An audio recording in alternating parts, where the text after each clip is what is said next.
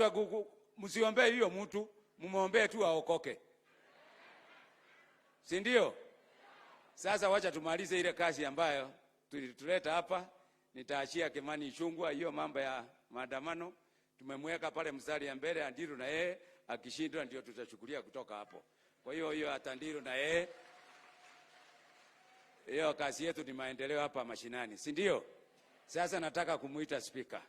Lakini nimefahamishwa kuna viongozi MCAs ambao walikuwa pale Gembe North. Sasa hao kama alipata bahati ya kuongea, wale hawajapata bahati ya kuongea wakuja waonyeshe, nitapatia, alafu amwalike MCA wa area hii ndiye aongee maneno mawili on behalf ya wabunge katika constituency yetu. Speaker.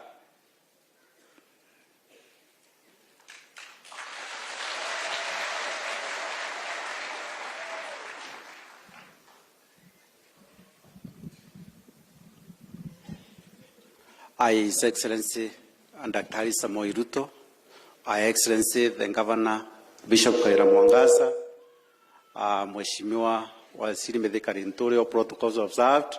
God is good all the time. Ningeomba waheshimiwa wetu wale wako hapa karibieni.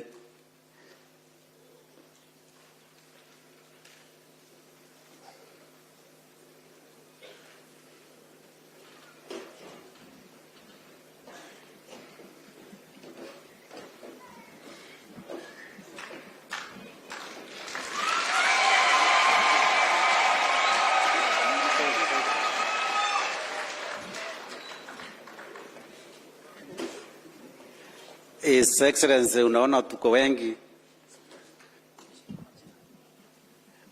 Waseme majina na pati. Pale mbele wacha huyu abaki, huyo ni Mheshimiwa Mwirigi, mkono juu. Huyo ni wa chama ya UDA. Ule mwingine ako pande ile Mheshimiwa Mbiuki, nuize mkono. Huyo ni wa pande Igoji, chama ni Bas Pate. Huyo Mheshimiwa Makasi Nkobo, UDA. Mheshimiwa Kare Municipality, UDA.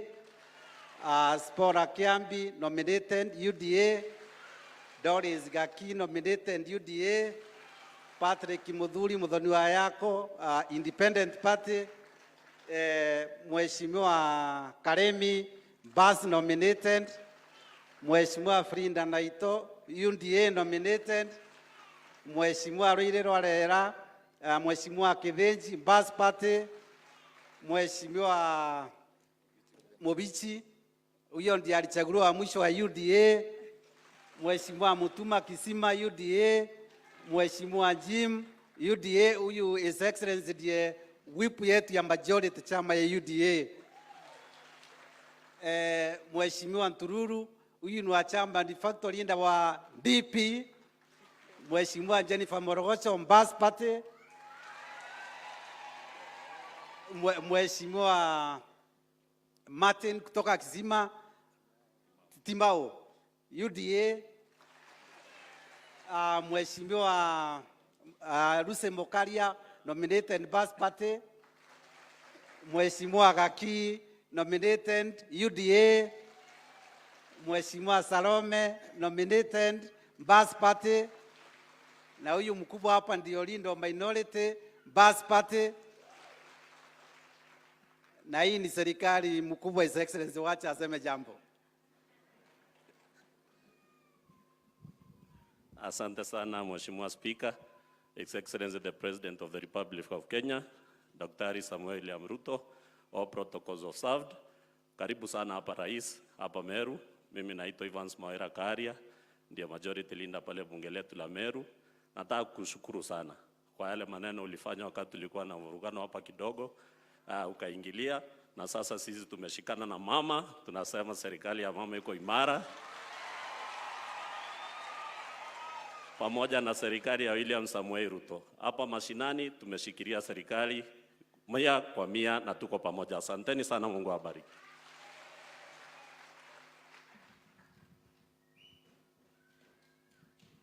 Asante sana Rais wetu mpendwa Daktari Samoei Ruto, Gavana wetu wa Meru na viongozi wote ambao wako hapa, wananchi watukufu, Bwana Yesu asifiwe.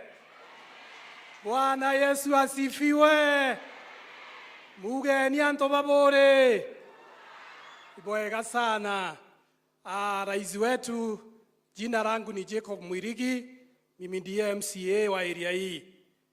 Kwanza nichukue fursa hii kukupongeza na pia kukushukuru kwa kupata nafasi ukatutembelea watu wa Ntumbuli.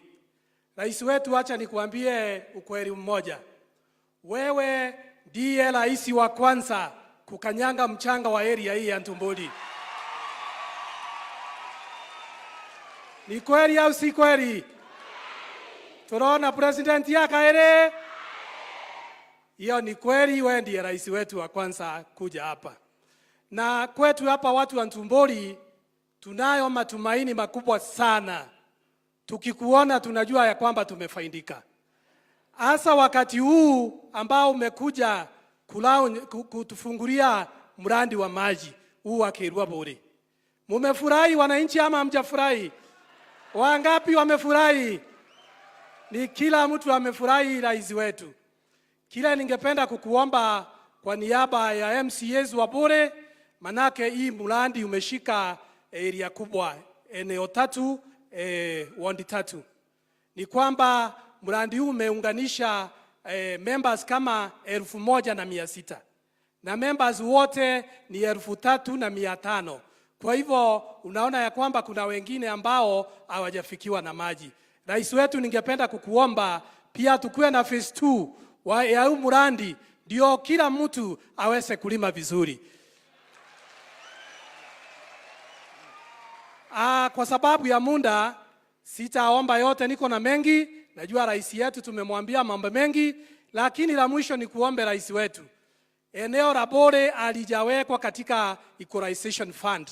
Ningekuomba kwa sababu ni eneo kame, tafadhali uangalie vile itawekwa kwa equalization fund ndio iweze kufuata wale wengine. Rais wetu, tumefurahi kuwa na wewe. Na kama vile majority leader amesema, sisi Meru sasa tumeshikana. Na tunamuunga mkono gavana wetu vilivyo. Na sasa ile energy tuko nayo ni ya maendeleo. Na vile anasema maendeleo ni kabati, hiyo ni language ya asira ya kusema maendeleo full throttle. So hapo ndio tuko na tutaendelea kujenga nchi yetu. Asanteni sana, Mungu awabariki. Asante sana Mheshimiwa Mwirigi, His Excellency. Mimi naitwa Ayubu Bundi, nikiwa speaker wa bunge. Mimi ndiye niundumu nikiwa the first majority leader 2013-2017. Bunge ya pili nikawa the minority leader. Nikawa minority leader wa bunge ya Meru, na hii muda ya tatu His Excellency Governor na Mheshimiwa Rentolo wakasema niwe speaker. Tukaongea na wangwana wakubwa na wakanipea nafasi ya speaker.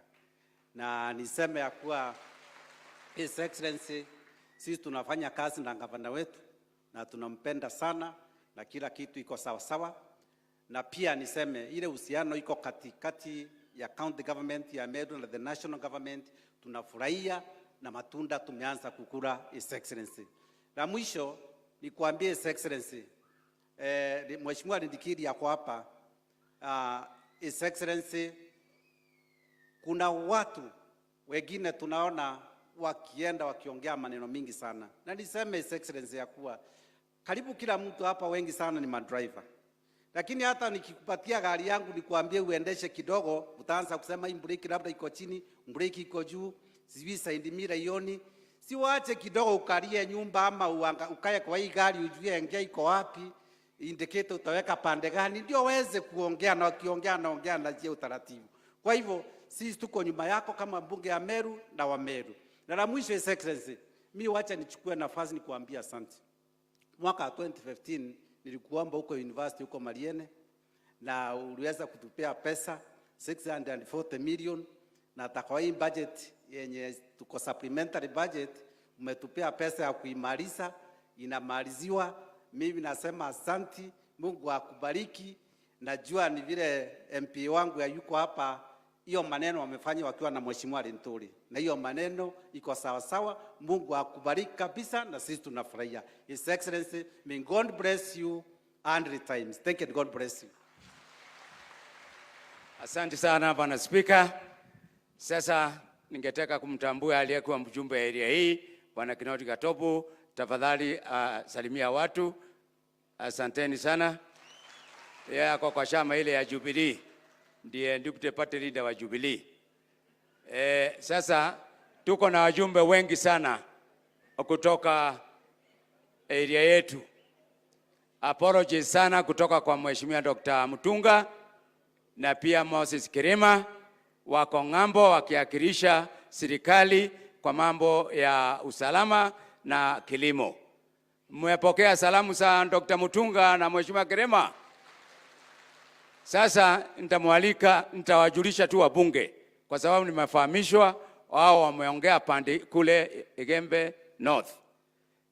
Na walisa wasimame. Tuko naye vice chairman wangu wa uongozi wa bunge katika kaunti yetu ya Meru, Mheshimiwa John Paul Mwirigi. Simama salimiana. Tuko naye Mheshimiwa Mporo Aboli. Ngoja kidogo ndawani. Tuko naye Mheshimiwa, nitakupatia nafasi. Ngoja kidogo, nitakupatia nafasi. Tuko naye Mheshimiwa Taitumu kutoka Igembe North. Sasa tuko naye Dr. Chandlag Mweti Imenti South. Sasa nitawalika Alahim na Mheshimiwa Mudhoni ndio wafike hapa wasalimiene, kwa sababu hawakwenda pande ile, au ndio nitapatia nafasi waongee. Alafu kuna mtu anaitwa Mporo ako na salamu kutoka kule. Asante sana Mheshimiwa.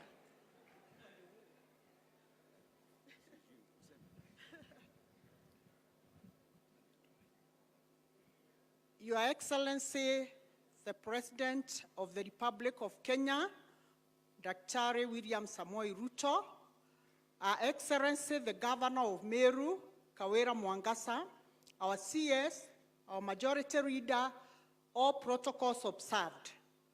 Mimi naitwa Muthoni Dorothy, na mimi ni msariwa mwenyeji wa Bore na niko nominated. Mimi ni kutoka Roire, nominated niakilishe Bore yote. Your Excellency, I don't intend to say much, but welcome to Bore. These people love you so much. It is the first time they have seen a president in Bore. And allow me, Your Excellency, to say just one sentence in Meru. The governor will interpret it as I say. Antoba Bore, ibwa inderwe ne president weto, ae asila number 1. Na uga akare tambeshe ile shieto hasila fund. Ibo chige tuwe, ibo ko trendi na chio, tore anda Bore number 1 na go trendi na hasila fund. Becha ijiga iko daranwa. Bwara ko darachia nubo karachio na bwajo kia Bore. Tesa sawa. Ibo boega, bwajaire, kanko boera, president wetu adhitheria boega mono, ato durera CS kumanja wetu.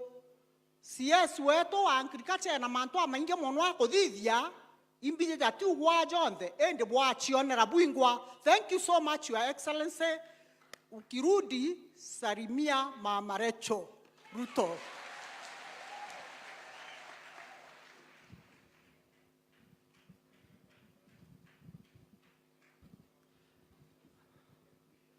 Your Excellency, Dr. William Ruto, our Governor, Your Excellency, Waziri wetu, Senator wetu, Majority Leader, wajumbe wenzangu, katibu wakuu wote wawili wale wako hapa, MCAs na Speaker, na viongozi wote wale wako hapa. Bwana asifiwe.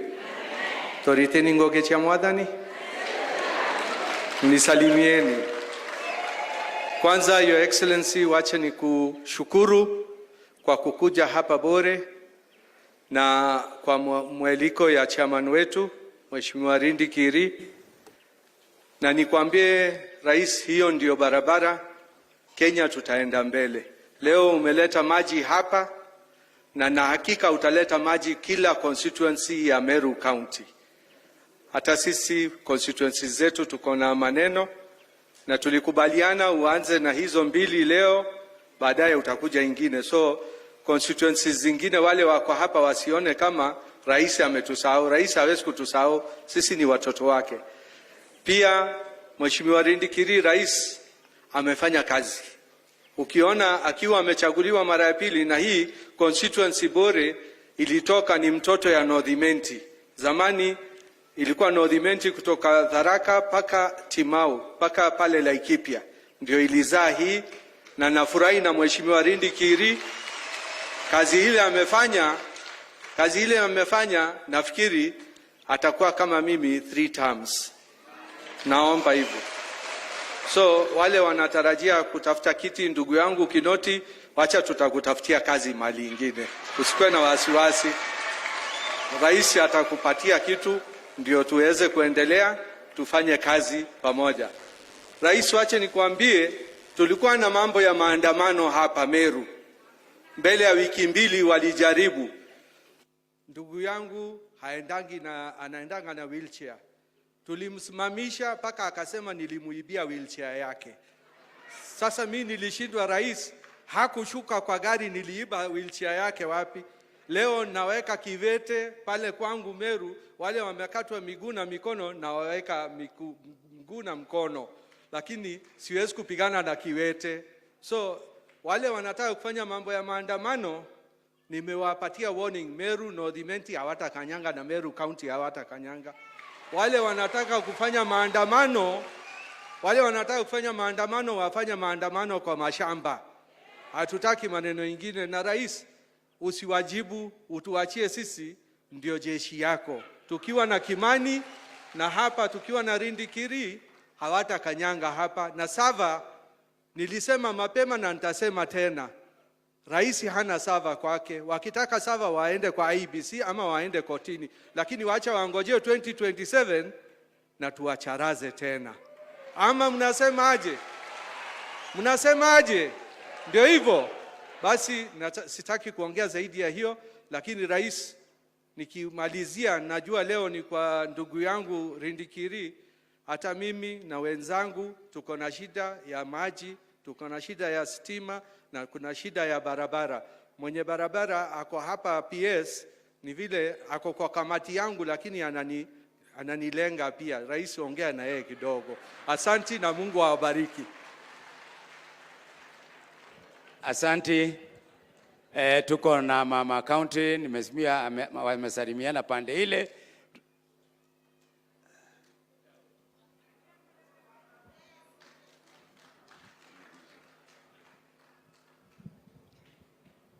Your Excellency, and Her Excellency the Governor, all protocols observed. Mimi nimesimama kwa ajili, mimi ndio mama wa Meru yote, sio kama waziri wengine moja moja. Na nimekuja hapa tushangilie president wetu kwa kufika hapa. Na mwambie ile saying ya Kimeru, frog medho Jaki uraja teomba kuraga ng'ombe dhidi atea. Hivyo tu Mheshimiwa Rais, ndio nilikuwa nataka kukuambia, na asante sana kwa kutembelea na ile kazi unaendelea kufanya. Asante. Wewe.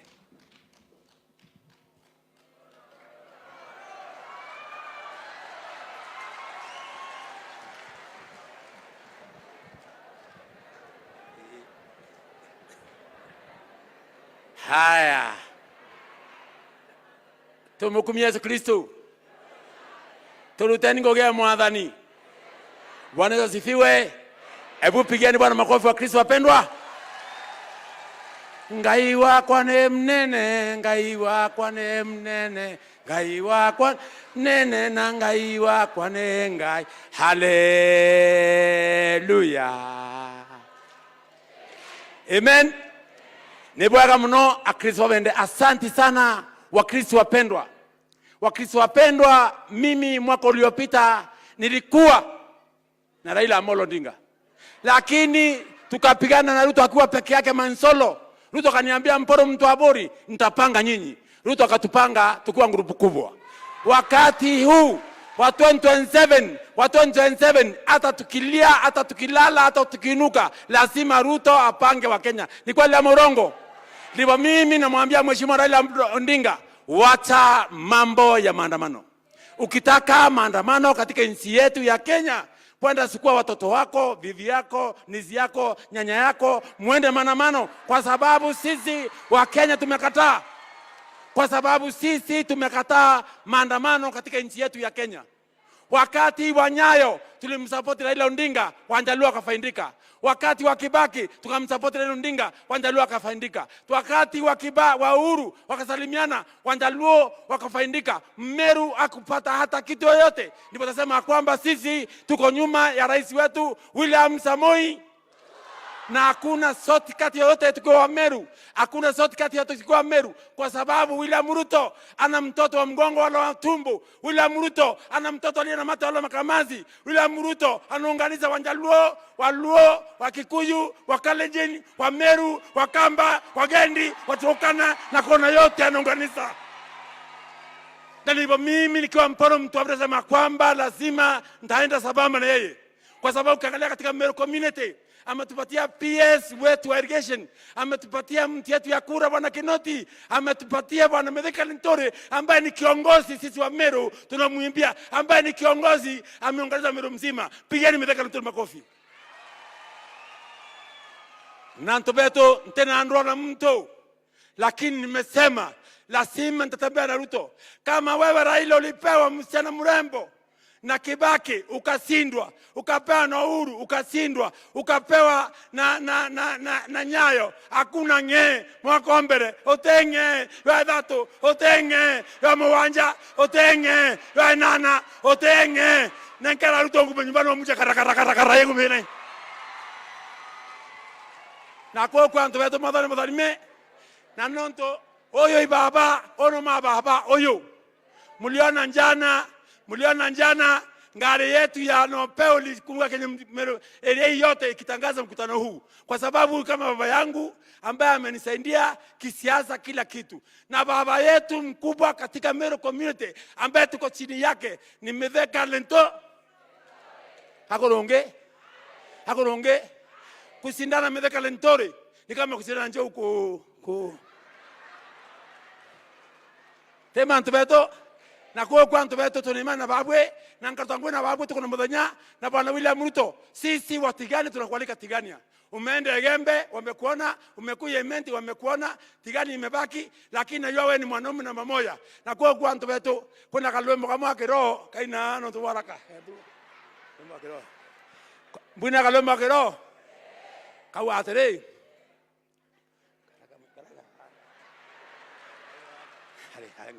Kawa Baba beba eberia muto ngoria uria ati maendeleo baba. Yani tuondolee kiongozi ambaye ana maendeleo. Na ndio kwa tere evirwa ni mwana baba tuchokerie, evirwa ni mwana, evirwa ni ngiri, evirwa ni raimu, evirwa kadhuri, evirwa Mithika, evirwa Mwirigi, evirwa ni Mwiti, evirwa ni Mpuru, evirwa Ithaitumu, evirwa ni Ruto, evirwa Murogi, evirwa ni Mwamba, aethero ni Raila.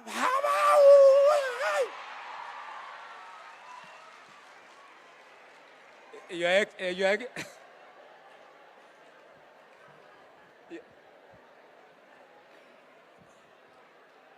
Excellency, that in our community, we have entertainers. And if I didn't give him, you'll be having very bad dreams at night. Your Excellency, wacha nimalizie. Mimi sitaki kuongea sana. Wewe uliniambia nisiongee sana. Na uwe unanisima haraka sana. Leo utanisima, mimi ndio takusima. Leo utaondoka mpaka usikie maneno ya hao watu wa Bore. Kwa sababu utaniashia shida. Hao watu ni watu wako. Hii area, Your Excellency, tunapakana na Laikipia na Isiolo. Hata ukitafuta manyumba na ndege huko juu, utaona 2 ama 3. Hiyo ingine huko chini. Hapa ni jangwani. Hawa hawajapata mvua kwa miaka 5 area hii. Kwa hivyo hii mlandi ndio peke yake ya kukunywa maji na ya kupanda mimea kidogo kidogo. Na mimi nataka nishukuru waziri aliyekuwa wa maji, Mheshimiwa Sherugui. Mheshimiwa Sherugui ndiye alisema tukuje tuangalie mambo ya shida ya maji pande hii, na ukamtuma 2019. Na alikuja na chairman ako hapa wa huu mlandi. Ako wapi bwana chairman? Haya kuja. Rais anataka usalimiane kidogo. Huu mlandi, Your Excellency, wakati ulinituma kwa Sherugui, nikaenda nikachukua proposal nikapelekea bwana Mugambi, ako hapa. Huyu ndiye aliandika hiyo proposal, na hiyo proposal tukaipeleka pale kwa National Irrigation Board wakati huyo, na tukapatiwa pesa. Lakini unajua tukaingia mambo ya handshake. Ikawa sasa vuta nikuvute, nikasema Mungu atatuonekania na wewe ndio utakuja kupatiana maji, na umefika leo. Chairman, dakika moja tu peke yake.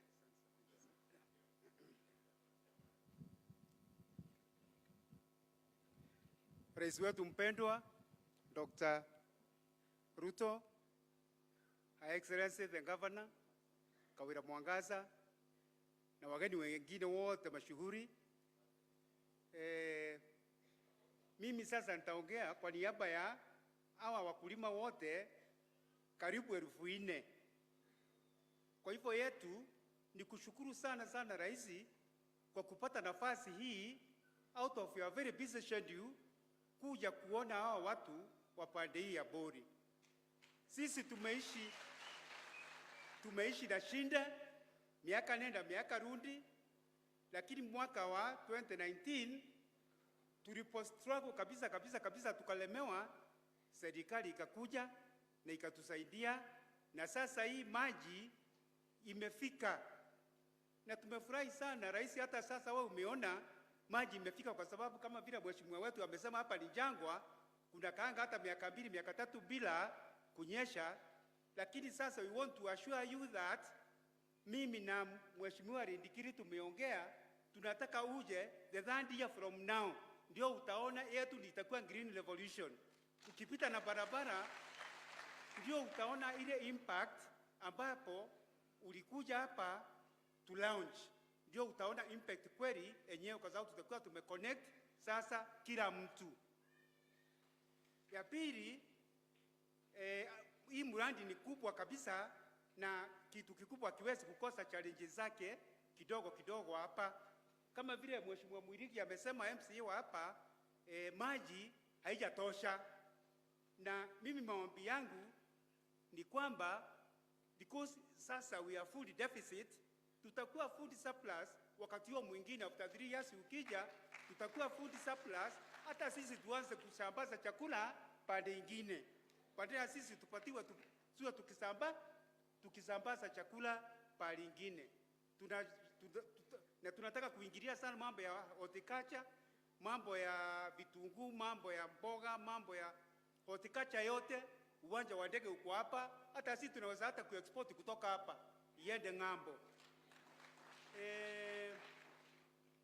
Vile ningeuliza Mheshimiwa Rais ni kwamba as you make your immediate ama the medium term plans za kutuongezea maji, ningeomba through your ministry ya maji utuongezee boreholes.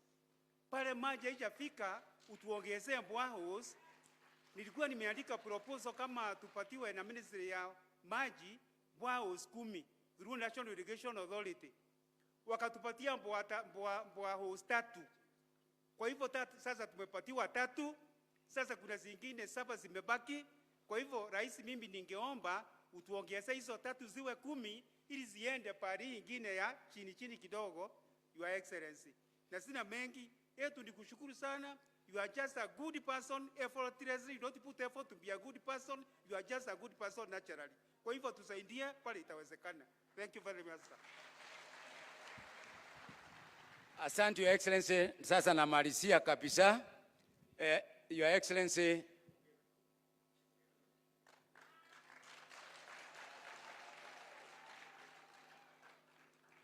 Your Excellency, tunafanya kazi kama ushirikiano na serikali kuu. Tuko na Madam DCC ambaye ako na kikosi ya chiefs wote wako hapa na ACC wako hapa.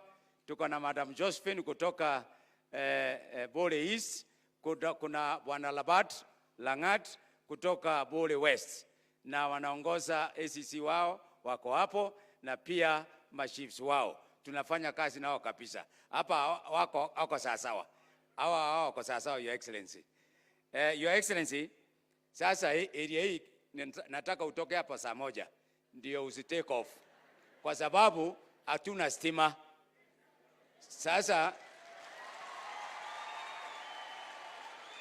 Your Excellency, mimi ulinituma kwa ofisi ya aliyekuwa wasili Bwana Charles Kitel, na ukamwamulisha afanye uchunguzi aone ni wapi tunaweka stima bore, na tukakagua tukakuta tunahitaji 82 transformers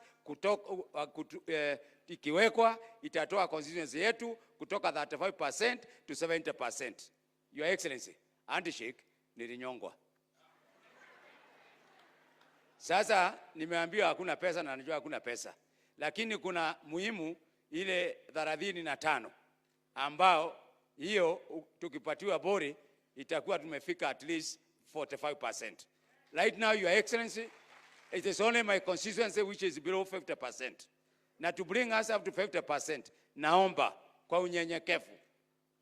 Na ndio kwa sababu nimeambia Kimani Ichung'wah, huyu mtu hata ingia maandamano kwa barabara kwa sababu atanikatishia stima. Your Excellency, hii area it has a problem. Pale unasikia watu wa Bole wanauawa na majambazi na pia dofu ni area hii. Hapa hatuna barabara ya security, tuko na shida. Naomba tuangaliliwe hiyo, hata kama ni Malam, kuna area kutoka hapa juu kwa kufika mpaka maili 7.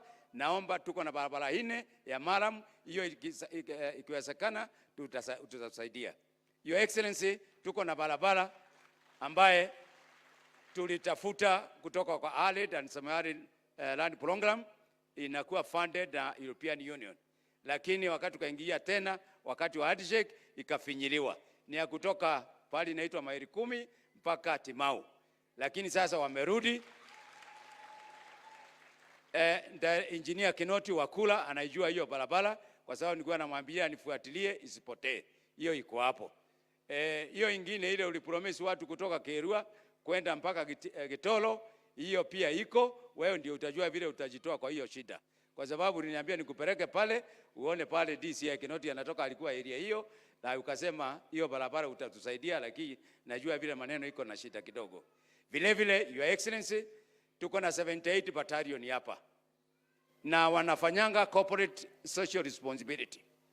Tuko na shida ya barabara sehemu hii, tuko na shida kuna mashule sehemu hii, tuko na shida ya maji sehemu hiyo, na najua KDF wanasaidia. Vile vile kule Onteleli unajua tuko na school of modern warfare, na wewe ndio amiri mjeshi mkuu. Barabara ile nimeweka maram, barabara mbili. Hiyo ndio imekuwa ikitumika na wanajeshi na sasa karibu imeharibika kabisa na sina pesa nyingine ya kurekebisha. Kwa hivyo naomba pale utusaidie vile hiyo. Sijui kama utafika pale na maram ama utaweka rami. Lakini mdosi hawezi tembea kwa maram. Mimi naomba hiyo barabara uhakikishe iende hapo. That's a very serious organization. Tutakuwa na Chief of Defense Forces on Wednesday na tutaongea maneno ya hiyo barabara. Vile Your Excellency Security. Tuko na kambi yetu hapa dogo inaitwa Kadhale. Madam DCC anajua, Madam Labat anajua iko shida sana. I am pleading with you that this is considered to be a parliamentary unit kwa sababu itasaidia area hii. Na hapa kwa sababu ya ujambazi na mambo ya madawa ya kulevya na pombe ambayo inatoka Ethiopia, tunaomba hii station, Your Excellency. Vile Your Excellency, mambo ya animal conflict hiyo tiza kusumbua. Tumeenda na Kadhuri na Bwana Lentori pale KWS na kwa Wisala tunajalia kusaidiana na Bwana Lentori ndio tukamilishe hiyo. Lakini ya mwisho, Your Excellency, umetuhakikishia mambo ya damu mbili hapa kwetu Bori. Tuko pigeni makofi. Tuko na damu ngapi? Ile kubwa, si ndio?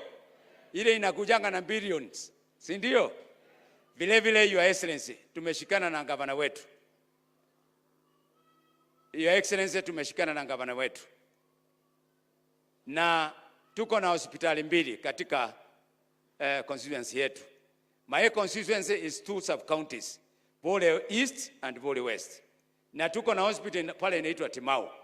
Hiyo hospitali, Your Excellency, kaila karatasi nikupatia, naomba tafadhali. Tuko na nyumba kidogo lakini vifaa hatuna. Vile tuko na farm hospital Bole East.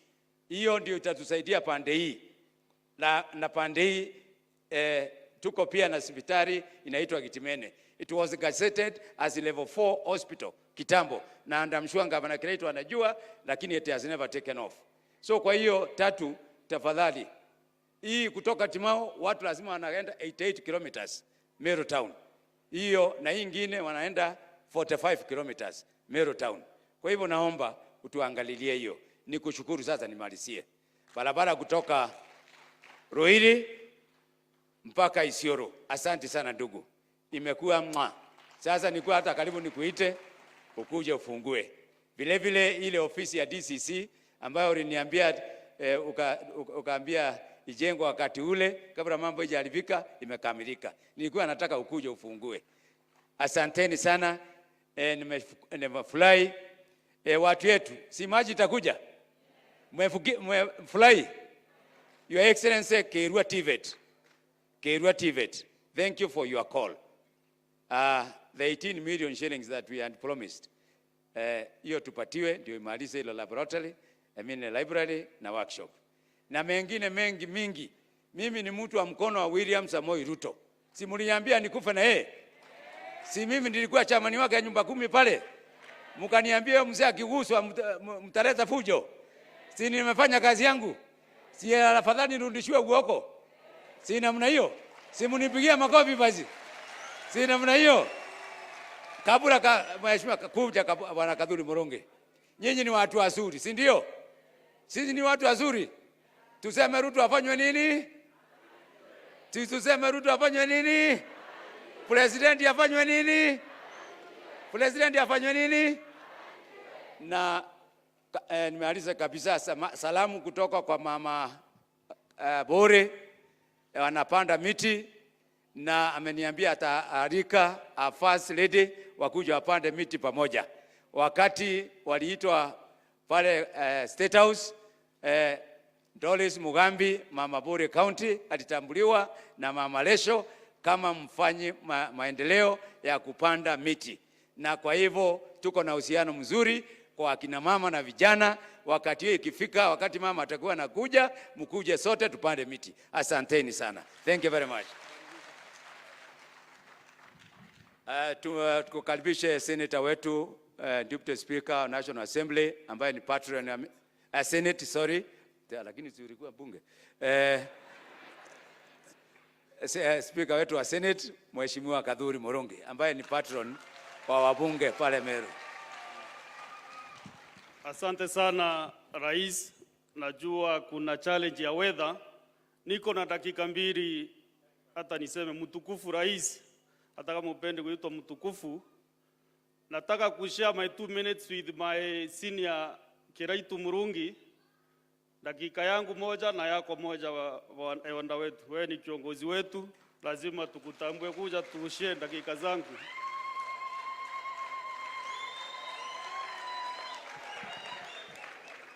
Na Bwana Kiraitu Murungi, Rais, asante sana. Tumeona umechagua kuwa chairman wa National Oil Corporation. Kwa hivyo tunashukuru, tunaona unaendelea kuangalia Meru. Karibu Mheshimiwa. Asante sana senator wetu, Excellency President William Samoei Ruto, our governor Madam Kawira Mwangaza,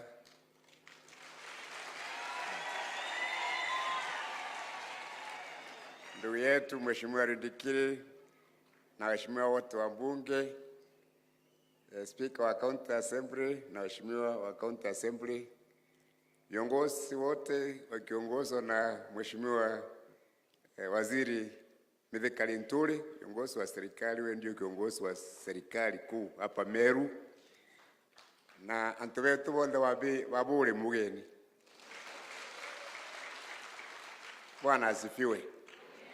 Nisalimieni tena. Asanteni sana. Mimi leo sina maneno. Mnajua mnipeleka nyumbani. Sidio? Na sasa mimi niko nyumbani. And in politics they say out of sight, out of mind. Lakini sasa I want to thank His Excellency the President, because even if he doesn't see me, amenikumbuka. And he has made me the chairman. Now the chairman of the National Oil Corporation, yani company ya mafuta ya Kenya. So nilituma watu fulani kidogo wanisaidie kusema asante. So mimi ni dereva wa basi, niko na chairman wa basi Kivuti, tafadhali kuja hapa, na vice chairman Felicity. Hawa ndio tunaendesha basi na wao. Huyu Kivuti ni chairman wa basi, anatoka huko Embu. Felicity ni hapa Tigania, she's the vice chairman. Sorry, mimi ndio nilikuwa na makosa. Tuliendesha basi ikaingia kwa mtaro. Lakini si ukiingia kwa matope unaita watu wengine na kusaidia kutoka huko. I want to thank His Excellency the President. Ndiye ametuokoa pale tulikuwa tumekwama kwa mtaro, sasa tuko kwa barabara. And I want to assure him, sasa tutatembea hii safari pamoja. Na tutoki kwa barabara tena, sidio?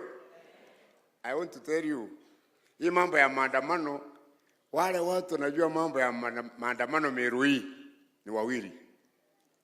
Mpuru Waburi na Kiraitu Murungi. Na tumekuwa na hiyo mtu wa maandamano since 1992. Hata ugali tumekula sana huko. Lakini kuna siri kidogo ningetaka mjue.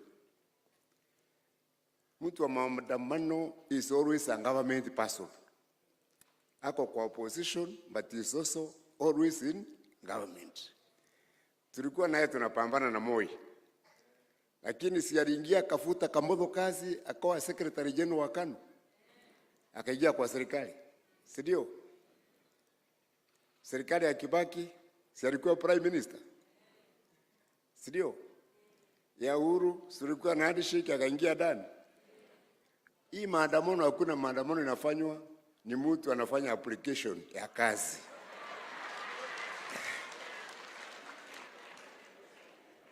The question is, how many people are going to die? Ni biashara ngapi tutaharibu ili mtu apate kazi? So Kimani Ichung'wah, hiyo ofisi mmesema mtatengeneza hapo mbunge, tafadhali harakisha. Mtu apate kazi, maandamano ikwishe. Hiyo tu. So I don't want to talk beyond that. I know kuna shida kidogo ya mafuta, lakini boss, I'll try my best to make sure kukusaidia tu. Si hata umepata bankrupt government na unasaidia, hata sisi tutakuunga mkono. We will make sure that this is the most successful government that this country has seen. So niruhusu tafadhali nimwambia, the most important thing in this world ni urafiki. Tafuteni urafiki. Lindikiri, tafuteni urafiki. Because mkiwa na urafiki na mtu, hata kama hana pesa, ataomba pesa mletee hiyo maji mnatafuta. Mkiwa na urafiki, hata ngamia nyingine inasumbua watu hapa itatolewa. Are we together?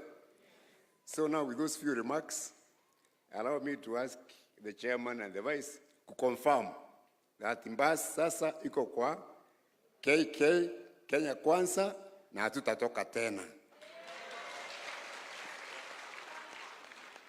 And William sister hataki kuitwa watoto wa kando. We want to be the real children wako kwa nyumba ndani. Okay, asanteni sana. Bwana Kivuti, Bakeria na Kiembu. Your Excellency, the President, William Samuel Ruto, and all protocols observed, Mimi, I'm here from Embu because I'm the chairman of BAS, and our party leader, amekumbukwa. He is now the chairman of National Oil Corporation. Alinipigia jana nikamwambia lazima nitakuja. Ndio niambie rais, asante, asante sana. Bas yote inasema asante. Na nimepata habari kutoka wanambasi wote. Wakaniambia ukifika huko, mwambie Mbas ni kubwa. Na Mbas wako na wewe kwenda mbele, hata tumekuja kwako, hiyo unajua. Lakini hivi majuzi this year tuling'oa mizizi yetu yote kwa Azimio. Na barua tuko nayo na wakapatiwa kopi. Hakuna mtu atasema ati Mbas iko hiyo hakuna. Na Your Excellency, I wish you come to Embu, and Mbas will welcome you there also. Na nitaita Kiraito na my deputy. Okay. Thank you very much. Asante sana na Mungu awabariki. Your Excellency, our President, Dr. William Samuel Ruto, Governor Kawira Mwangaza, Your Excellency, all protocols observed. Mine is to confirm that the BAS party is firmly behind you. We are praying for you. You're in our prayers. We can see the focus that you have to ensure that this economy grows. What we want is economic transformation, economic empowerment of our people. And we can see that nobody is deterring you, not even the maandamano. So you're in our prayers, and we thank you. Keep it that way.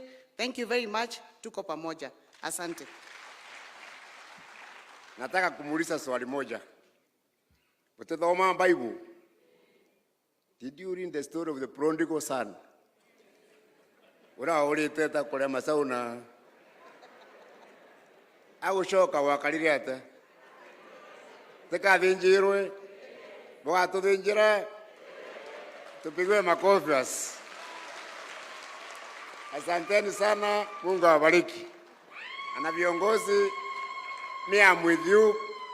usiku na mchana. Lindikiri, ukinihitaji nitakuja tufanye kazi pamoja. Waheshimiwa wote, Governor, President, sisi wote ni watu wa mkono wa William Samoei. Asanteni, Mungu awabariki.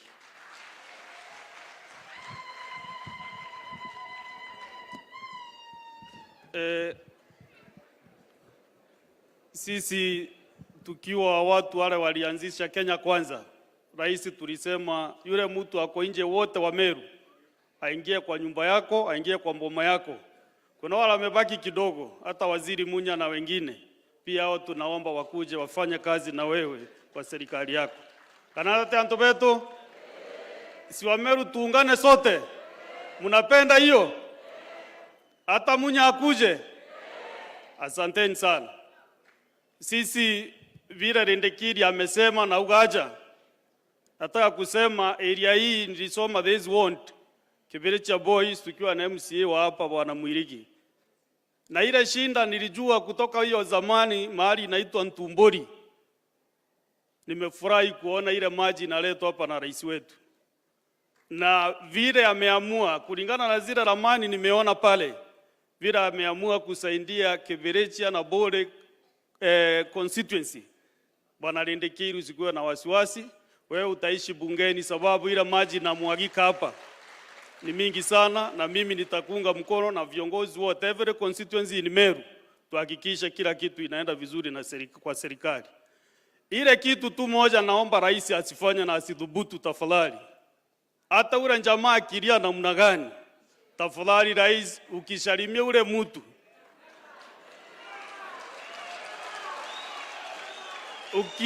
rais ukijaribu kusalimia ule mtu anaitwa tinga, sisi tutaama kabisa na tukutoke kwako na tuende kabisa. Ama namna gani? Kwani mnataka rais afanye handshake na ule mtu? Mnataka maji na barabara ama ni handshake? Mnataka maji na barabara, si ndio? Kwa hivyo sisi rais, hii kura tulikupea roho safi, na hata ndebe ikiletwa hapa saa hii itajaa na ijae zaidi. Kwa hivyo you are our product. Wewe ni kitu, unajua ile serikali wewe ni trustee wetu. Uko pale tu kuunganisha maneno. Kwa hivyo serikali ni yetu sote, na tumesema mambo ya hiyo mtu tuachane naye kabisa. Sisi tuko nyuma yako rais, na sababu ya muda mimi nitasema asante vile tuliungana na Madam Governor. Ukasema tukae kidogo, wale watu walikuwa na issues hapa Meru tukamaliza. Na Madam Governor, hata tuko chini nimekwambia kalia kiti yako, fanyia wa Meru kazi bila kuangalia nyuma. Shika steering yako vizuri, ufanye kazi yako. Mimi nikiwa pale Senate nitangangana kabisa vile tutaweza kuleta mali mingi hapa Meru ndio muweze kufanya kazi na MCAs wale naona mnafanya kazi nao vizuri. Kwa hivyo sisi tukiwa wajumbe, kuna kazi mingi na pesa mingi kwa Nairobi. Na tumeungana na tumeweka chama ni Lindikiri sababu hako na mbio kidogo. Na tumekuweka chama tuunganishe ile pesa inabaki Nairobi, tuungane na county government sababu most of the functions are involved. Tufanye pamoja ndio tuweze kuleta mambo mingi hapa. Antoba Ntumbori na Bore ibo weretwa na Arua ibo kwenda Ruto ararama aende Nairobi ya marale leo. Mnataka arale? Hebu aro anasema asiende Nairobi arale, nione mkono. Asante sana. Nakaribisha majority leader katika National Assembly Mheshimiwa Kimani Ichung'wah ndiye aweze na yeye kuleta salamu za bunge la taifa. Asante sana. Asante Mheshimiwa Senator, Mheshimiwa Rais na watu ya Bore, amjambo. Salimeni ya hewani, Bwana Yesu asifiwe. Asante. Nimesikia mkisema mambo ya handshake hamtaki, ndio mmesema? Mnataka hamtaki? Hebu rudieni tena rais asikie. Ati hamfanyi nini? Sasa Mheshimiwa Rais, umesikia watu ya Bore. Na ni Kenya mzima wananchi wameamua mambo ya handshake hawataki. Wanataka hii maandamano ya shambani. Na nataka nikubaliane na chairman wa huu mradi ya kuwa tumesikia wengine wakiongea mambo ya revolutions. lakini chairman wetu huyu mzee ametuambia mambo ya the green revolution.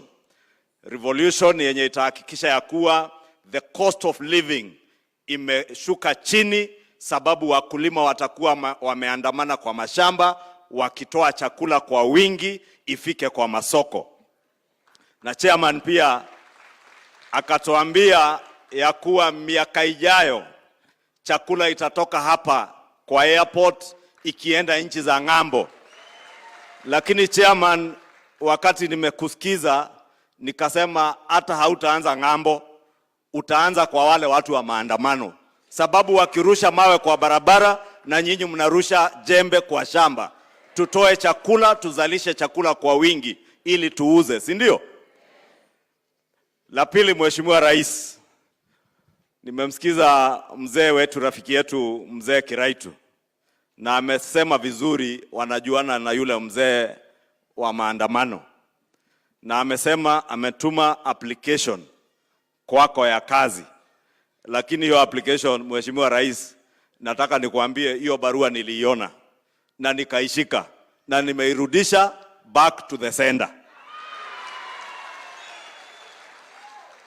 sababu mambo ya nusu mkate hao wananchi wamesema hawataki. Mambo ya handshake wamesema. Sasa kama ni application ya kazi kwa serikali ya Kenya Kwanza, hiyo tumesema back to, na hiyo nimerudisha kwa sender. Tumrudishie? Na najua imefika, na ujue imefika. Nimeona statement ametoa akijibu makasisi wetu, the Conference of Catholic Bishops.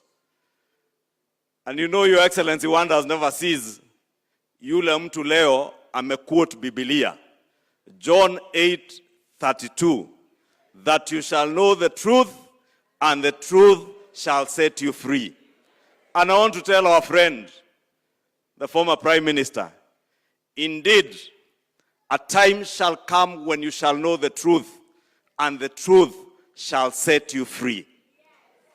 And that is why we have told you, Your Excellency, as you called on us to talk through the bipartisan engagement in Parliament, and we said we are ready to talk, and we have invited them to bring all their issues to the negotiating table, including that issue of opening of servers.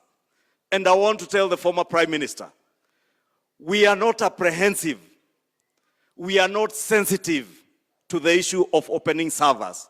We have only told you President William Ruto has no key to the IBC servers. The people of Kenya don't hold the keys. Wale watu wa biashara Nairobi hawana funguo ya server. Musiende kuharibu biashara zao ati mnataka server ifunguliwe. Come and bring your issue ya kufunguliwa kwa server kwa meza. Sisi tuko tayari kuwasikiza, tukiweka commissioners wa IBC, tuko tayari muongee na wale commissioners, tuulizane hii server iko wapi huko kwa IBC, mfunguliwe, muone ukweli, na ukweli ni kuwa hapa Bore na Kenya mzima watu walipiga kura kwa wingi wakapigia William Samoei, na huo ndio ukweli. When that server is opened, my brother Raila Odinga, you shall know the whole truth, and that truth will set you free. That on the 9th of August 2022, the people of Kenya elected William Samoei Ruto as their president for a term of 5 years. And that is why we have asked you to join the rest of Kenya in maintaining peace and ensuring that if you have issues, bring them to the table. We discuss all the issues you have. Do not take your issues to the streets. Do not take your issues to demonstrations that are violent. And I have seen you deny that the Catholic bishops are characterizing your demonstrations as violent. It is not our bishops. Kenyans know that in your history, you have never had a single peaceful demonstration. Na ndio tumekuambia mambo ya fujo waachana nayo kwa heshima. Au sio watu ya Bore? Nyinyi mko kwa maandamano ama kwa maendeleo? Maendeleo ya mashamba ya hii ya irrigation Mheshimiwa Rais amekuja kufanya. Kwa heshima kuu Mheshimiwa Rais, naomba sasa unikubalie nimuulize governor wetu, mama wa nguvu, mama wa kazi, mama Kawira Mwangaza aje atuongeleshe. Asante sana governor, karibu.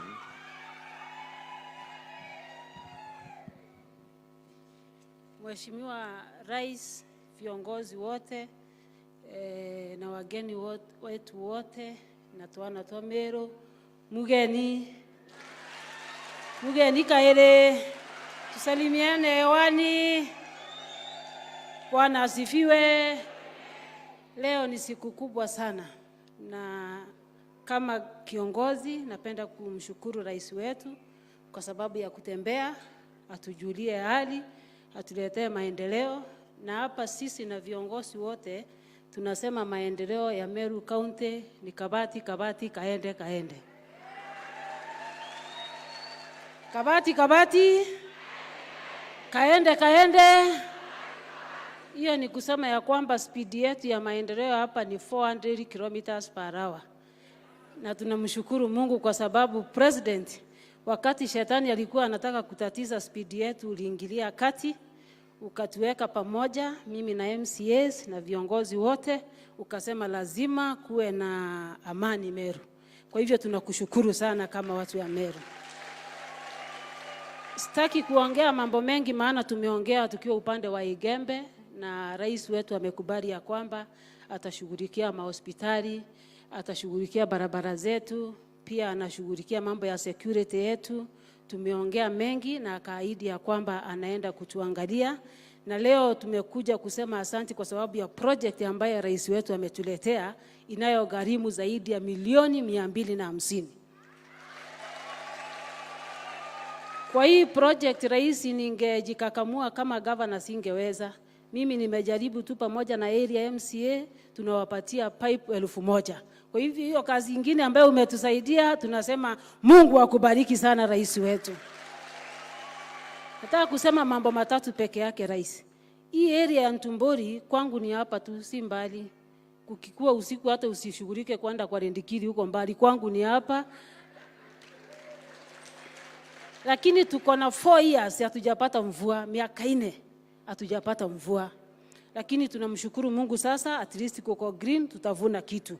Kuna hii area yetu bwana rais ambayo ni Ntumbori, iko ndani ya Kiberesia ward. Kuna Nkando ambayo iko ndani ya Kerua Nari ward. Kuna Ndunyuruma iko Ruirerwa Rera ward, na kuna Momoi Kianjae. Ninakuomba rais wangu kabisa tushughulikie, uone ya kwamba sisi tumekuwa gazetted as arid and semi-arid areas, ili manufaa ya serikali ikifika tusikose kuwa kwa hiyo list. Juzi nimekuwa na wageni, lakini Kiberesi hapa ndani Ntumbori haikuwa, Nkando haikuwa, Ndunyuruma haikuwa. Tunakuomba kabisa utusaidie tuwe gazetted as arid and semi-arid area, majina yetu ingie ndani pale tuweze kupata msaada. Ya pili bwana rais, na kuomba kwa sababu hii area yetu kuna barabara nyingi ambazo umepeana za national government. Kuna moja ninakuomba isisaulike, pengine iko hapo tu, tunasikia ya kwamba budget ilipeanwa na kuna pesa, lakini tunaomba uangalie unapoangalia zingine ambaye ni kwa muungani ya Mbalia maili 10 iwekwe lami, na ukitufanyia hivyo tutafurahia bwana rais. Ya mwisho rais wetu, napenda kukumbusha ya kwamba Meru town tumepiga hatua kubwa sana, na tunaomba kwa unyenyekevu unapo consider zile towns ambazo utapatia ziwe city. Meru town tuko na population ya over 300,000 ambao wako hapo. Kwa zile ambazo huko umepanga zipate city, sisi tumekamilisha kila kitu. We've met all the qualifications, tunakuomba tupatie hiyo city. Meru iwe city. Na ukifanya hivyo rais wangu, tutasema Mungu akubariki na kuongeza. Na kumbuka hapa Bore ndio ulianza siasa yako. Tukiwa UDA, na mkutano wako wa kwanza uliweka Kerua, na tukajua ya kwamba huyu anaenda mbali. Ndio tunakushikilia mpaka leo, tunakushikilia hivi tu. Na mimi kama mama nimesema hiyo kabuti siashirii tena. Nitangangana na hiyo kabuti, maana nilikuleta kaunti nikiwa wa kwanza, na nitashika mpaka miaka yako 10 na ingine uongezewe na Mungu, na Mungu wetu abarikiwe sana. Nikimalizia nataka kusema sisi watu ya Meru hatutafikisha wakati wa kuweka masufuria kwa kichwa. Sisi na maandamano ni kama bingu. Hatutakubali kamwe kama mama kuandamana na masufuria. Tunajua ya kwamba umepata serikali ambayo ni fogodhari, haina kitu. Tunaomba wanaoenda kuweka mashimo ama kuangalia kwa jisho mbaya wajue kwamba umepata serikali ambayo haina kitu na umechukua hatua kubwa. Ninashangaa na wale ambao wanasumbua rais. Akisema tuende tutoe inaitwa nini taxes, wanampatia jina Sakayo. Rais wetu akienda kututafutia ng'ambo, alete vyakula, alete pesa, wanasema ni mtalii. Rais wetu akisema tufanye hivi, wanampatia jina. Dawa ya opposition rais wetu ni kazi. Hiyo ndio dawa peke yake. Dawa ya watu wa makelele ni kazi. Wanapopiga makelele na kuandamana, tunafurahi kwa sababu tunakuona mashinani ukitembea, ukitupatia fertilizer, ukiinua hospitali zetu, ukitujengea mabarabara, ukileta miradi ya maji. That is the only medicine to deal with opposition. Mungu akubariki. Nataka kila mtu ainuke juu, tumkaribishe rais wetu kwa makofi sana. Tunasema ni asante, hata umetupatia tolinge ni karokemi kaere karokemi kaere karokemi. Karibu sana rais. Asante sana gavana wetu. Tafadhali tuketi chini, tafadhali. Antovabe bori mugeni kaire. Bwana Yesu asifiwe.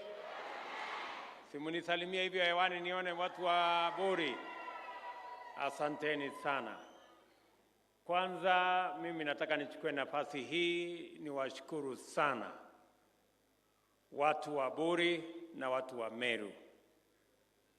Tulikuja tukaomba kura zenu. Nyinyi mkawa ni watu wazuri sana, watu waaminifu, watu wa Mungu. Mkatupatia kura zenu, mkatuongezea maombi nyingi, naye Mungu akatupatia ushindi.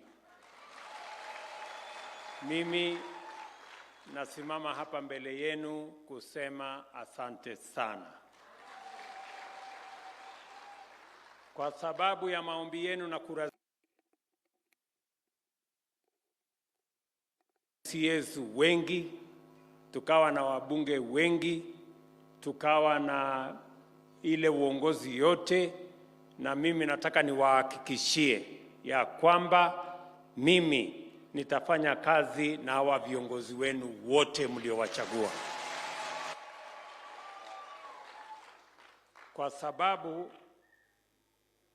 ile mambo ya viongozi, nyinyi mlimaliza tarehe 9 mwezi wa 8 mwaka uliopita, wakati mlipiga kura, kazi yenu mlimaliza. Sasa ile kazi imebaki sio ya viongozi tena, kazi imebaki ni ya wananchi na maendeleo. Ndio mimi nataka niwaulize viongozi wote wenzangu, tusiwakosee wananchi heshima. Baada ya wao kuamka mapema na kupiga kura na kutumalizia sisi viongozi kazi yetu, ati tuendelee na kuongea mambo ya viongozi, tusahau mambo ya wananchi. Itakuwa ni makosa makubwa sana. Kazi ambayo iko saa hizi ni kazi ya wananchi wa taifa letu la Kenya ya maendeleo. Na ndio mmeniona nimefika hapa leo.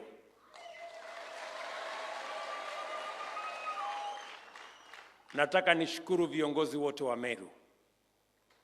Wakati tumemaliza uchaguzi, ikatokea mambo kidogo ya kutoelewana. Nikatuma deputy wangu Mheshimiwa Rigathi Gachagua, nikamwambia nataka watu wa Meru wakae pamoja. Mimi nawapongeza viongozi wote kutoka governor, senator, wabunge, MCAs kwa sababu ya uamuzi wenu wa kushirikiana na kuweka mambo ya Meru mbele ya maslahi yenu wenyewe. Mimi nawashukuru sana. Na ndio mimi nataka niwahakikishie watu wa Meru, mambo ya Meru itakuwa katikati ya mambo ya serikali yetu tukienda mbele. Asanteni sana. Leo mimi nimefika hapa kwa sababu ya mradi huu ya mambo ya irrigation, kwa sababu ndio njia tutasaidiana na wakulima kuzalisha chakula ya kutosha, kuzalisha mazao yenu, ili tupate chakula, tupate mazao na tutumie kilimo kuweka pesa kwa mfuko ya mkulima. Hiyo ndio agenda yetu. Hii mradi tunafungua hapa leo ni ya shilingi milioni 280 ya wakulima zaidi ya 3,000, na kupitia kwa mradi huu ekari 2,000 tutaweza kunyunyiza maji, tuzalishe chakula na tubadilishe Buri na tubadilishe Meru na Kenya. Iko katika mipango yetu, kwa sababu vile niliwaeleza, mpango yetu kwa miaka 5 ijayo ni kuongeza sehemu ya kuzalisha chakula kupitia kwa irrigation kutoka ekari 1,670 mpaka ekari 1.5 in the next 5 years. Leo tumepata ekari 2,000, so imebaki ile ingine. Mimi nataka niwahakikishie katika hiyo safari ya kuzalisha chakula kupitia kwa mambo ya irrigation, vile chairman wetu Bwana Kenywa ameuliza hapa, na nimetembea kwa mzee Mutwiri hapa juu kwa shamba yake, na nimeona ile bidii yako naye na mke wake na familia yake. Mimi nataka niwahakikishie wakulima wale wengine kama Mutwiri, kama chairman wetu wa Kenywa hapa, ya kwamba hii mradi ambayo tumekuja kuianzisha leo hapa Meru tutawaongezea milioni ingine 500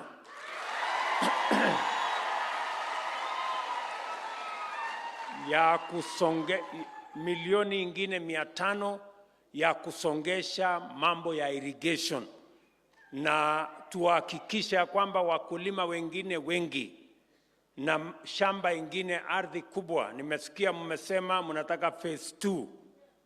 In the next 2 weeks tunatangaza kandarasi ya shilingi milioni 500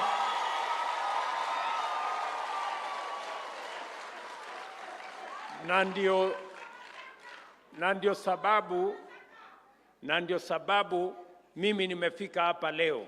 Mjue ya kwamba mbali na ile mradi tunafungua hapa, we have a greater plan ya mambo ya irrigation hapa Meru na Kenya. Na ndio nimemwambia waziri wangu hapa Bwana Mithika Linturi, ambaye ananisaidia hiyo kazi, yeye na wizara yake sasa watatangaza kandarasi ya shilingi milioni 500 in the next 2 weeks, ndio tuweze kusongesha agenda yetu ya kuzalisha chakula kupitia kwa mambo ya irrigation. Kwa sababu mimi nawaeleza ndugu zangu watu wa Meru na Wakenya wenzangu, njia ya kuondoa aibu ya njaa katika taifa letu la Kenya, njia ya kupunguza gharama ya maisha ni kusaidia wakulima wetu, tuwapatie mbegu, tuwapatie mbolea, tufanye irrigation, tuzalishe chakula ya kutosha, gharama ya maisha ipungue. Hatuwezi kupunguza gharama ya maisha kwa kuweka sufuria kwa kichwa, kwa kufanya maandamano kuharibu mali ya wananchi. Hiyo haitapunguza gharama ya maisha. Maandamano ile itapunguza gharama ya maisha ni ya mkulima, tukimpatia mbegu, tukimpatia mbolea, tumpatie maji, hiyo ndio itapunguza gharama ya maisha na gharama ya chakula katika taifa letu la Kenya. Vile vile, kwa sababu ya hiyo mpango yetu ambayo hapo nyuma ilikwama kidogo, tumekubaliana sasa katika mpango yetu ya miaka 5 ijayo. Pale tulienda kutoa hii maji ni mahali kidogo kwa hii Katida River. Mimi nataka niwatangazie watu wa hapa ya kwamba sasa kwa ile mpango ya dams ambayo tutajenga Kenya, na mmesikia mimi nikitangaza ya kwamba tutajenga dam 100 Kenya, zile kubwa. Kati ya hizo dams 100, 8 itakuwa hapa Meru County.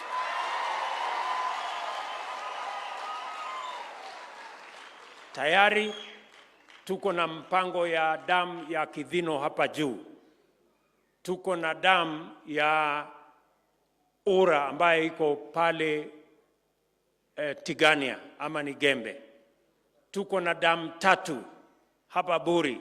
Tuko na dam ya Timau. Tuko na dam ya Sirimon. Tuko na dam ambaye tunaita Nkobo na Ngarinaidhi. Sio Ngarinaidhi.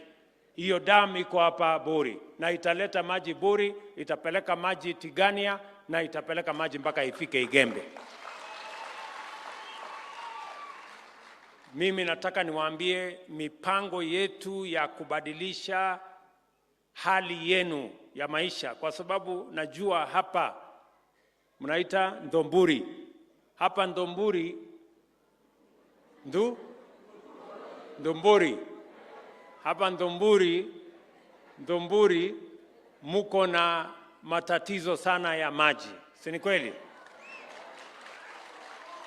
Na wakati nilipanga hii safari, niliambiwa Ndomburi ni mahali kona na kame.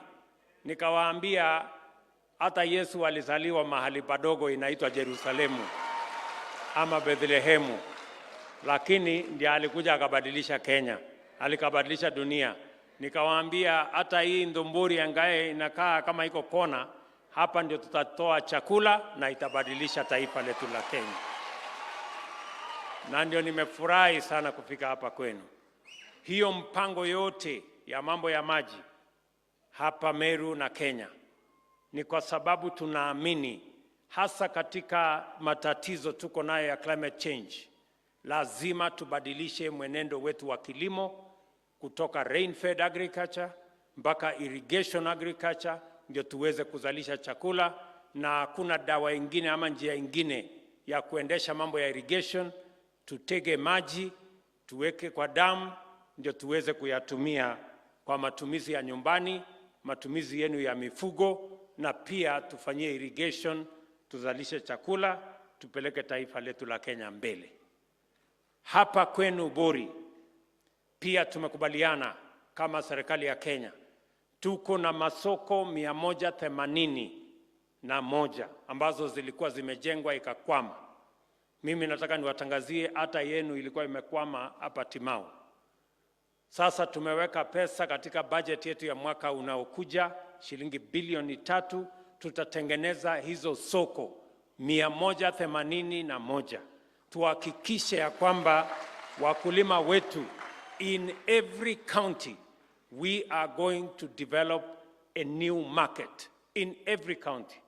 Na tumekubaliana vile vile na hawa magavana, tukitengeneza ile soko ya every sub county, tutengeneze soko mzuri, wananchi waweze kuwa na mahali pazuri pa kuendesha biashara yao. Vile vile tutafanya soko kubwa pale Meru, na tumekubaliana na gavana wenu pale wataweka shilingi 250 milioni, na mimi nitaweka shilingi milioni 500 ya serikali ya kitaifa. Tuhakikishe ya kwamba hapa Meru muko na mahali ambapo muna aggregate ile mazao yenu ya shambani. Tutaweka pia pale industrial park ambayo tutafanyia value addition, tuweze kuongezea dhamana mazao yenu yote. Na tuhakikishe ya kwamba mabrokers na wale cartel wanasumbua wakulima, tunawamalizia, tukutane na wao tukiwa tumeaggregate mali yetu na walipe bei ya sawasawa. Nyinyi mnanielewa? So hiyo mpango yote ya kujenga soko ya Timau, ya kujenga aggregation na industrial park hapa Meru, na nitarudi hapa ili kuja kuzianzisha rasmi, ndio tuhakikishe ya kwamba hii safari ya kuweka pesa kwa mfuko ya mwananchi ni safari ambayo itatimia. And we are going to work together in that direction. Mumenielewa jameni? Na katika hiyo safari tuko na mpango, na waziri wa kilimo atakuja kuwaeleza. Tuko na mitungi ama ile milk cooling plant 30 ya Meru County. Mimi nataka county government ya Meru na wabunge waketi chini, mtueleze mahali gani tutaweka milk coolers, kwa sababu tunataka kukusanya maziwa ya hawa wakulima na tuhakikisha kwamba maziwa inalipwa bei ya sawasawa. Haiwezekani kwamba bei ya maziwa iko chini ya bei ya maji. Hiyo haiwezekani. Sisi mnajua hii half liter ya maji ni shilingi karibu 100, na bei ya maziwa si ni shilingi 30. Sasa tunataka tupange vizuri, kama itaharibika sana lita moja ya maziwa ikuwe at least shilingi 60 tukiendelea mbele. So tunataka tujipange, na njia ya kubadilisha bei ya mazao yetu ni kuhakikisha kwamba kuna infrastructure. Tujenge soko, tuwapatie milk cooling plant, tujenge ile aggregation an industrial park kule town, tuhakikisha kwamba tunasukumana pamoja na tunaenda mbele na mazao yetu inapata bei ya sawasawa. Mimi nimekuwa hapa leo, nilikuwa kule Nyambene, nimewaambia ya kwamba tumeweka sheria mpya ya mambo ya miraa, tuhakikishe ya kwamba miraa inalipwa na hakuna ile levies na charges, na pamoja na ile fees ambazo zinalipwa, wakulima wanaenda hasara. Na vile vile tunapanga soko ya sawasawa, tuhakikisha kwamba kila mmea, kama ni kahawa, kama ni chai, kama ni hiyo miraa, kama ni avocado, kama ni macadamia, tunapata bei ya sawasawa na tunasaidiana na wakulima wa taifa letu la Kenya. Mimi vile vile nataka niwaeleze ya kwamba tumekwisha kubaliana ya kwamba nitakuja nikamilishe stadium yenu ya town hapa ya Kinoru, na ni handover kwa county government waweze kumanage na itengenezwe vizuri, ndio dunia hiyo ikae chonjo. Sina maana hiyo? Na vile vile tutakuja kufanya zile zingine tukishirikiana pamoja na nyinyi, na tukienda mbele tukiwa sote tumetembea pamoja. Nimesikia kuhusu shule hii, mjumbe wenu huyu amenieleza hapa kulijengwa borehole lakini haikuwekwa solar.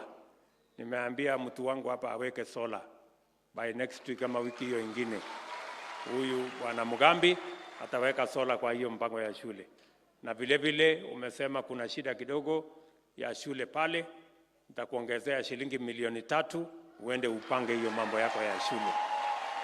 Na nitatumana, si ndio mdosi? Huyo sawa sawa. Tapanga hiyo maneno. So tutashirikiana namna hiyo, na pia ile technical training college yenu ambaye huyu mjamaa aliniambia kuhusu technical training college yenu. Mimi nataka niwatangazie mambo matatu. Ya kwanza, nataka niwaambie tunawaajiri walimu wengine 1,300 ambao watakuja kutusaidia katika hiyo technical training college, zikiwemo zile zingine zote za taifa letu la Kenya.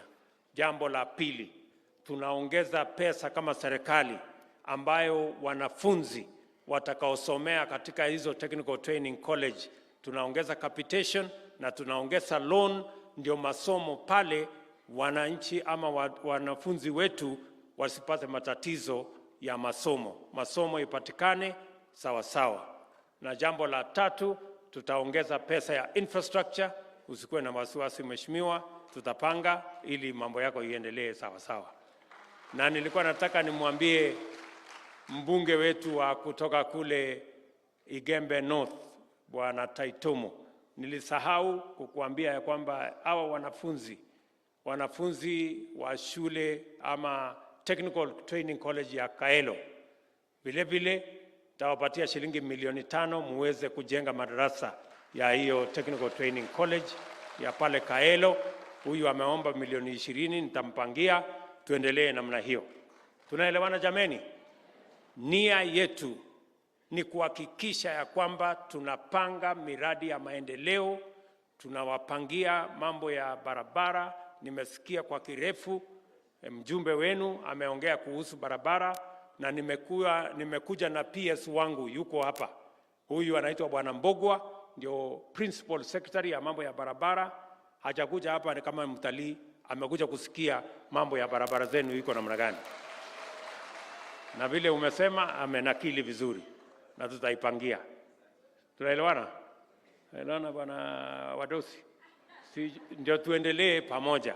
So barabara zenu tutashughulikia, na mambo yenu ya usalama vile vile mimi nataka niwahakikishie mambo ya usalama tunashughulikia. Askari wetu tuwapange na mambo yao sawa sawa. Na jambo la pili pia nataka niwapange na vifaa.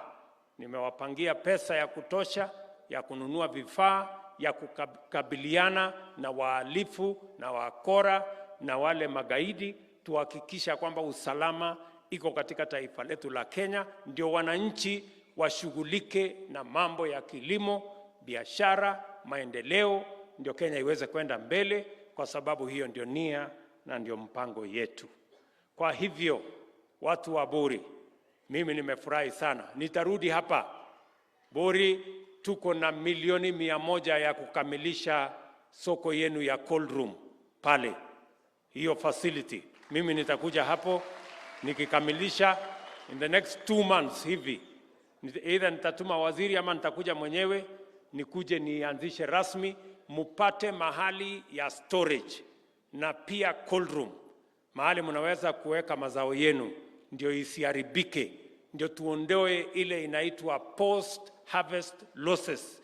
Tuhakikisha kwamba mazao yetu na mapato yetu ya shambani inashughulikiwa vizuri.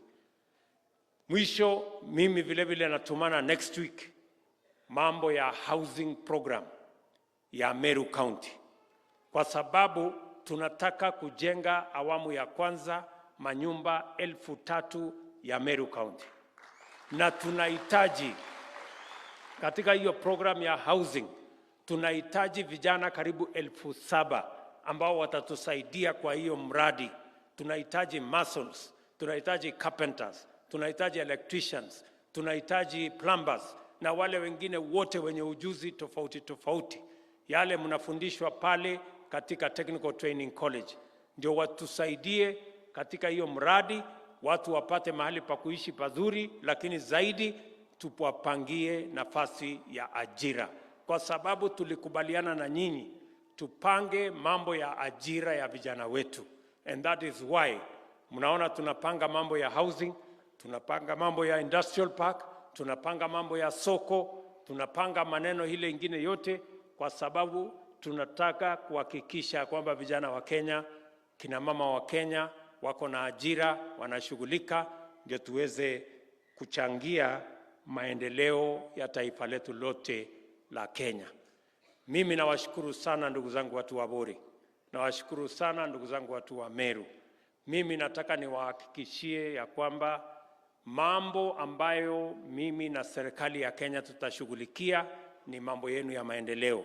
Tushughulike na barabara, tushughulike na masomo ya watoto wetu, niwapangie soko, niwapangie industrial park, nipange mambo ya milk coolers, nipange mambo ya hospitali. Na nimekubaliana na governor, hospitali ya Meru hapa, ile referral hospital, bado haijafikia kiwango ambayo ningependa. Kwa hivyo tutawaongezea pesa ya kuipanua na tutaongeza pesa ya equipment. Ndio hapa Meru matibabu yote ipatikane hapa Meru. Hakuna haja ya kwenda Nairobi hakuna haja ya kwenda ng'ambo.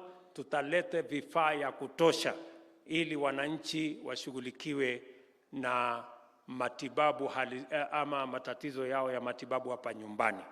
Tumekubaliana vile vile kuanzia mwezi wa 6, kila mwananchi mahali popote ulipo, sasa tutakuletea community health promoter hapo karibu na nyumbani. Yule mtu ambaye anaweza kupima pressure, kupima nini, atakuwa hapo karibu na nyumbani. Sio lazima uende mpaka hospitali. Ndio tuweze kumalizia yale mambo mengi pale nyumbani. Na hawa community health promoters tutakubaliana na county vile tutawalipa ndio waweze kufanya kazi hiyo. Mimi naona wengine pengine wako hapa. Hawa ndio tuwashughulikie pale manyumbani. Kila boma, watu ama familia 50 tunawapatia community health promoter mmoja, ambaye ndio tufuatilie mambo yenu ya afya na tuhakikishe ya kwamba afya inapatikana karibu na wananchi kupitia ile mpango yetu ya community health promoters na vile vile universal health coverage ya Wakenya wote vile niliwaahidi. Kwa hivyo mimi nawashukuru sana, nimefurahi sana kufika hapa Meru, nimefurahi sana kufika Buri, mimi nawapenda sana. Mwathani amurathime. Mungu awabariki jameni. Ama ningesema Murungu abudharime. Sawa sawa.